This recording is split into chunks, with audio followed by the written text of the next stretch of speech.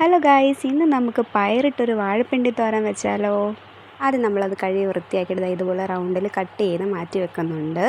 ഇങ്ങനെ റൗണ്ടിൽ കട്ട് ചെയ്ത് അതിൻ്റെ കറയൊക്കെ മാറ്റി ഇതുപോലെ ആക്കി, എന്നിട്ടത് നമ്മൾ ചെറിയ ചെറിയ പീസുകളായിട്ട് ഇങ്ങനെ കട്ട് ചെയ്ത് മാറ്റി വെക്കുന്നു.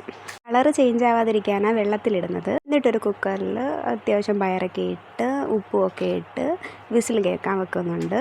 അത് വെന്ത് വരുമ്പോഴത്തേക്ക് നമ്മൾ സവാളയൊക്കെ അരിഞ്ഞ്, അരപ്പിനായിട്ട് നമ്മൾ തേങ്ങയും അതിൽ കുഞ്ഞുള്ളിയും വെളുത്തുള്ളിയും പച്ചമുളകും ജീരകവും മഞ്ഞൾപ്പൊടിയും മുളക് പൊടിയും ഇട്ടൊന്ന് അരയ്ക്കുന്നു. എണ്ണ ചൂടായ ശേഷം നമ്മൾ കടുകൊക്കെ ഇട്ടൊന്ന് താളിച്ചിട്ട് നമ്മൾ ആ സവാള അതിൽ ഇച്ചിരി ഉപ്പിട്ട് ജസ്റ്റ് ഒന്ന് വഴറ്റി കൊടുക്കുന്നു. അരിഞ്ഞു വെച്ച വാഴപ്പിണ്ടിയൊക്കെ അതിലോട്ടിട്ട് നല്ല രീതിയിൽ ഒന്ന് അടച്ച് വെച്ചൊന്ന് വേവിക്കണം. അതിനുശേഷം നമ്മൾ വെന്ത പയറും അരപ്പും എല്ലാം കൂടെ അതിലോട്ടിട്ട് ആവശ്യത്തിന് ഉപ്പും ഇട്ടിട്ട് നല്ല രീതിയിൽ ഒന്ന് മിക്സ് ചെയ്തിട്ട് തട്ടിപ്പൊത്തി അടച്ച് വെച്ച് ഒരു 5 മിനിറ്റ് വേവിച്ച് ഇതുപോലെ ഒരു അടിപൊളി പിണ്ടിത്തോരൻ ready. Thanks for watching. Like and subscribe.